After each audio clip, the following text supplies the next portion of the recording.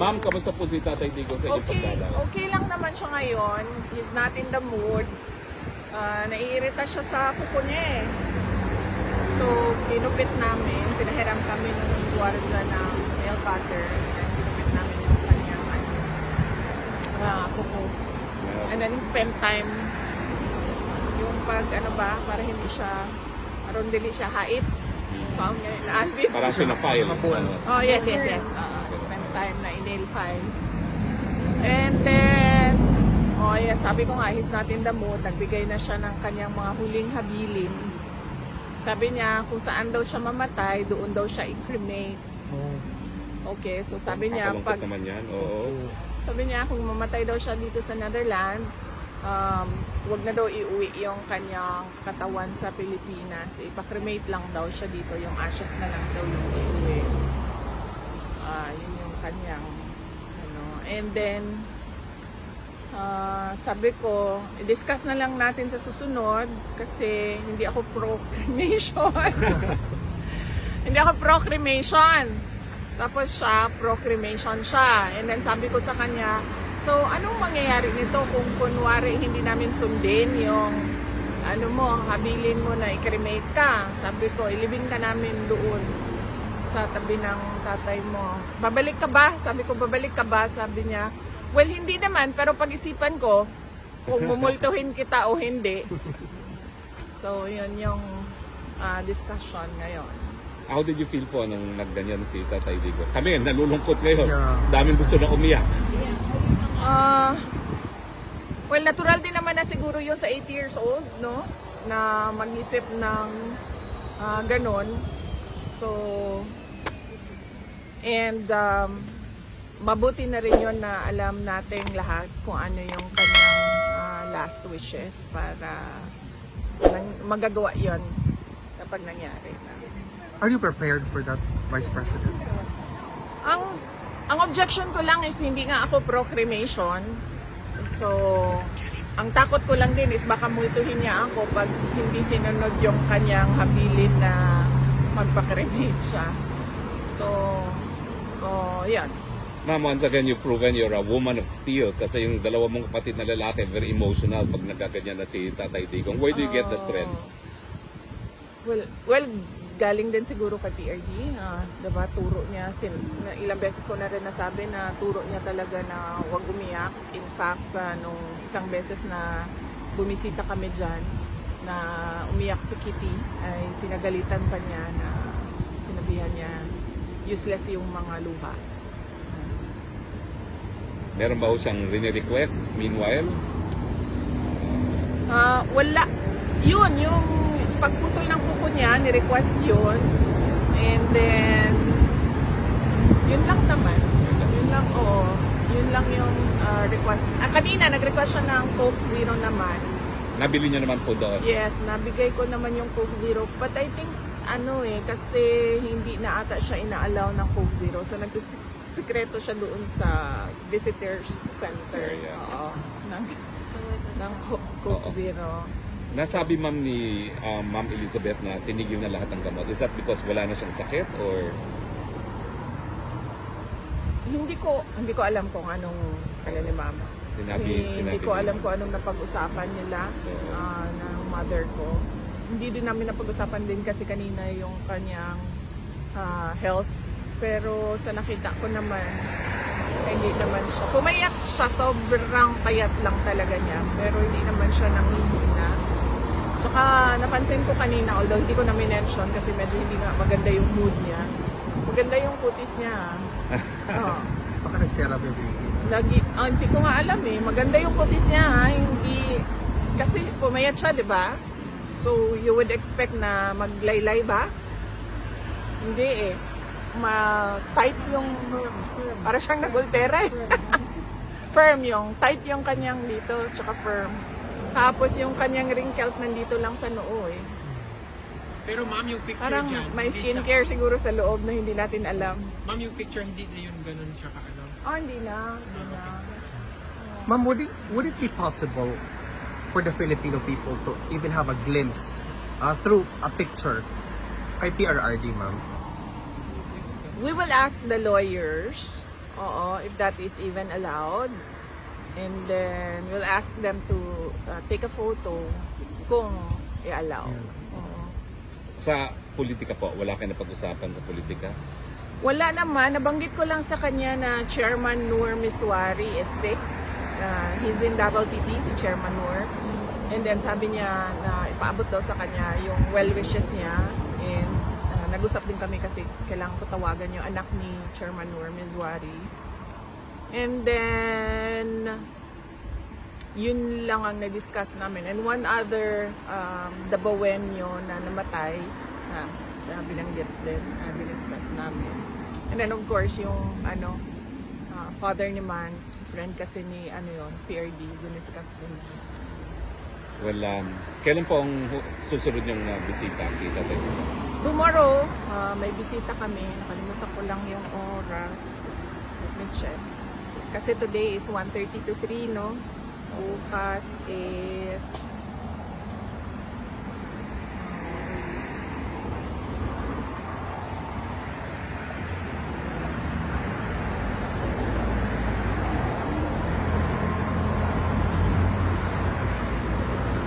bukas ay... alas 2. 2 o'clock. 2 to 3:30. 3:30. Ay, sorry, Wednesday, no? Yes, ma'am. 3 to 4:30. 3 to 4:30. So late tayo bukas po. July 9, no? Tama ba ako? July 9, yes. 3 to 4:30. Hindi ba nag-work po yung usual charm ninyo sa kanya na pag nakikita kayo, he lightens up? Wala today eh. I think si Manasseh ata yung kinainisan niya eh. Bakit po? Ay, nandito pala si Attorney Mans. Hi, Attorney Mans. Nandito pala si Join us, Attorney Mans. Hindi namin alam na nandito ka pala. Hi. So nakapasok Hi, po si sir. Attorney Mans. Oh, kami yung partners today. Kaya nga, I was going to ask nasan si Ma'am Elizabeth. Wala. Si Manasseh ngayon. So, I think si Manasseh yung... Can I ask a question Oh, on a yes. different matter? What's your reaction to alias Rene recanting his previous statements against you, your father, and Pastor Kibuloy, and now he allegedly said, or actually stated na binayaran siya ni Senator Risa Ontiveros, ma'am? Yes, that is a very serious accusation, and it should be answered, no? Clearly kung ano ba talaga ang nangyari. And kung sa tingin ni alias Rene na dapat siya ay mag-file din ng kaso, ay dapat gawin niya din yon para nasasabi niya yung totoo sa loob ng korte at nakakasagot din ng maayos yung mga akusado sa loob din ng korte. Nabasa ko na yung affidavit niya bago pa man siya lumabas publicly, no? In fact, merong mga nakalagay doon na nakasama niya ang mga witnesses ko, no, ng ICC doon sa isang bahay kung saan siya pinatira ni Senator Ontiveros. Is that a reason for concern po na allegedly tanim ebidensya, tanim testigo, tapos meron siyang mga nakasama rin ng mga testigo na dadalhin dito sa ICC na posibleng tanim testigo rin? Oh, yes. Of course, oo. In fact, sinabihan ko din ng lawyer ni President Duterte no, na meron nga gano'n na statement yung witness against Pastor Kibuloy na ngayon ay nagsasabi na hindi totoo yung mga sinabi niya. Sinabi niya na nakasama niya sa tirahan mga witnesses ng ICC. Yung minsan po, in-advise niyo si Kong Pulong to seek the speakership. Ano hong status na? Hindi ko alam sa kanya.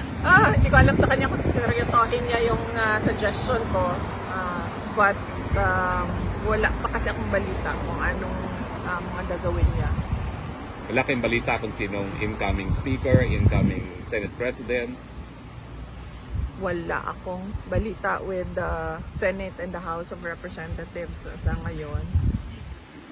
On another question, ma'am, what do you have to say or react to when 42% of Filipinos are not favorable to the impeachment case filed against you and 38% only agrees? Does this mean that dapat ibasura na nila yung impeachment complaints with respect doon sa mga senators? Well, siguro marami sa ating mga kababayan no, ang naiintindihan kung ano yung ginagawa laban sa akin at sa aming pamilya. It's a pure political persecution at harassment. Dapat bang ibasura? Tingnan ng mga senator judges yung mga arguments namin dahil marami kaming mga solid legal arguments kung bakit dapat i-dismiss itong impeachment complaint na ito. Aabutan niyo ba ho yung first day ng impeachment pag-uwi niyo or wala pa kayo on the first day of the right before the SODA? Will you be home? Hindi, Wala pa rin. wala pa ako right before SONA, so hindi pa ako makakauwi. In any event, nandun naman na yung lawyers and they're continually preparing our witnesses for the impeachment and continually gathering the pieces of evidence needed. Last question po, no? May mga lumalabas sa balita na meron na raw silang copy ng mga bank accounts nyo. Are you going to file legal action against those na kumuha ng mga bank statements nyo illegally? Hindi na. Wala man ako pinafailan ng kaso. Lahat ng mga libelous na lumabas, wala akong pinailan ng kaso. Lahat ng harassment na pinapasa Diyos ko na yan kasi sa tingin ko naman mas matindi ang galit ng Diyos kapag dumating na. Sa bank accounts, inaantay ko na magkaroon ng trial wherein doon ko sasagutin yung mga question about sa bank accounts. Dahil sa ngayon naman, yun nga, illegal yung pagkuha nila ng information with regard to bank accounts and wala akong obligasyon na sumagot sa kanila.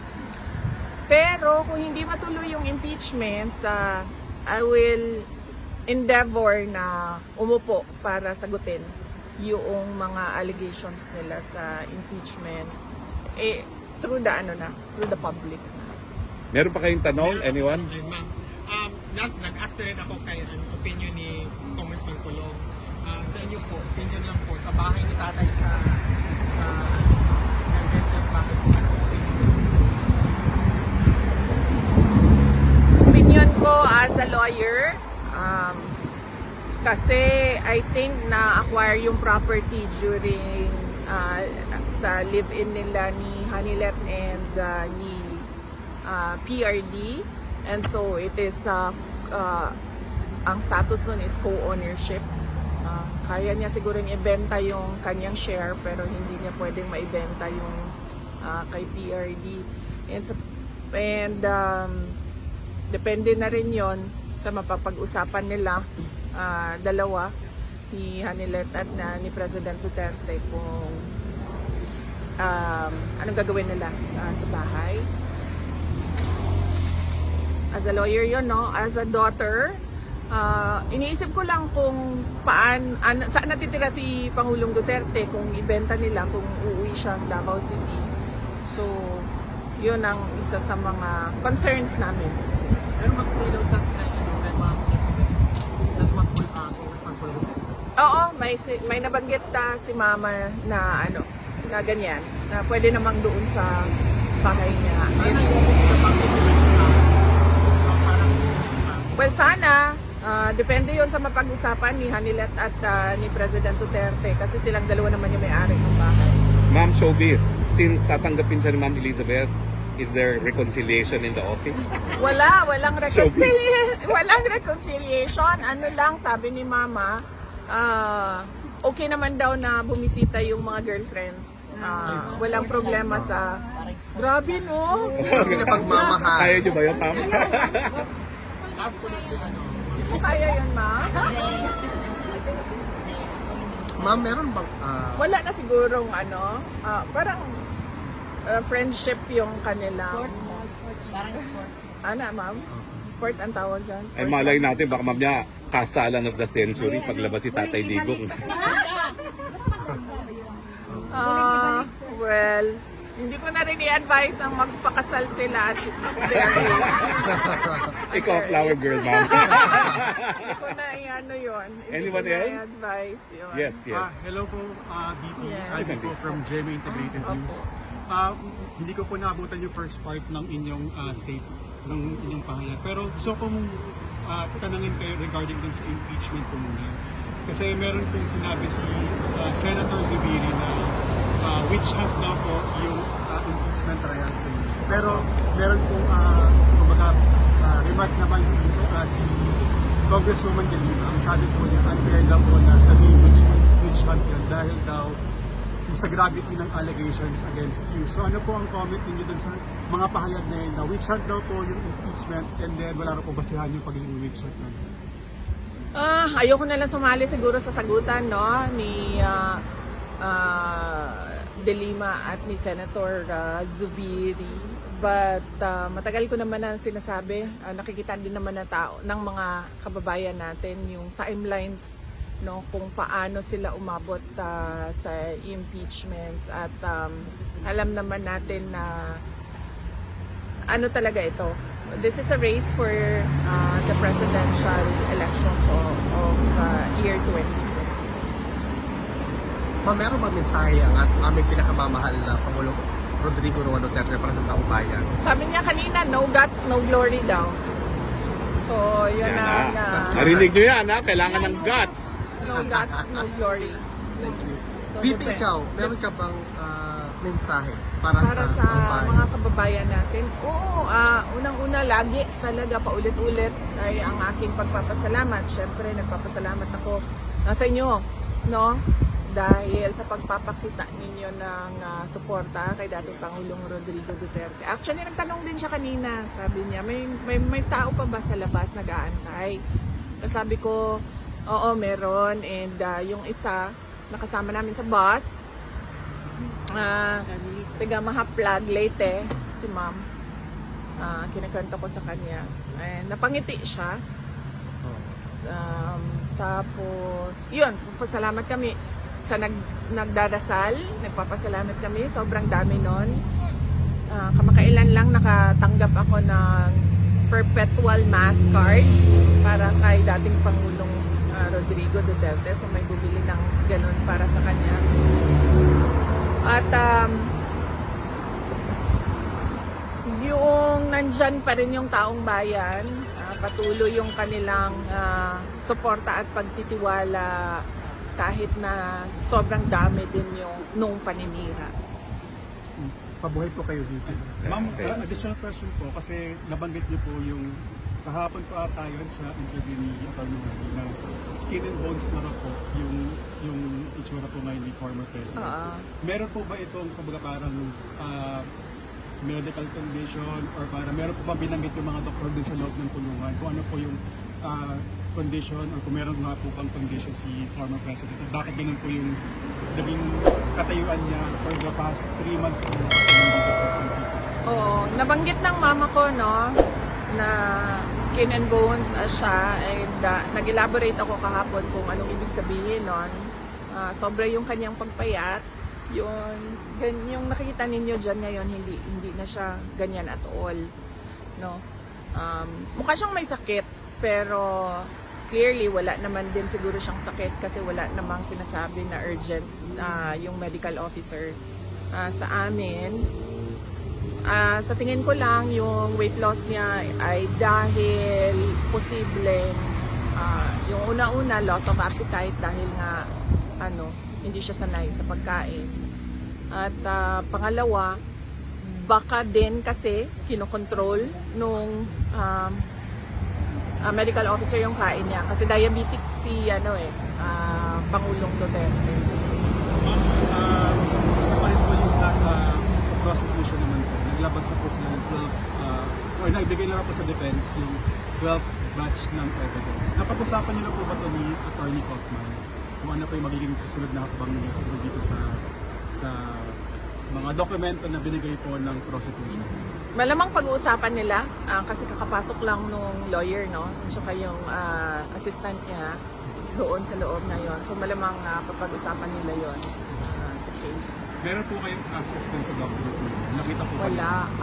Yung access ko ay pareho lang sa lahat. Kung ano yung nakapublish sa ICC website, yun lang din ang nakikita ko ng mga documents sa case. Ma'am, they have... All the medicine clinic. I'm sure he is given the medicines he needs dahil merong medical officer in charge doon sa kanya sa loob. Hey, ma'am, do you have time for photos? Oh, sige. Okay, can we Maraming fall in salamat sa line inyo, na lang? ah. Yung mga first time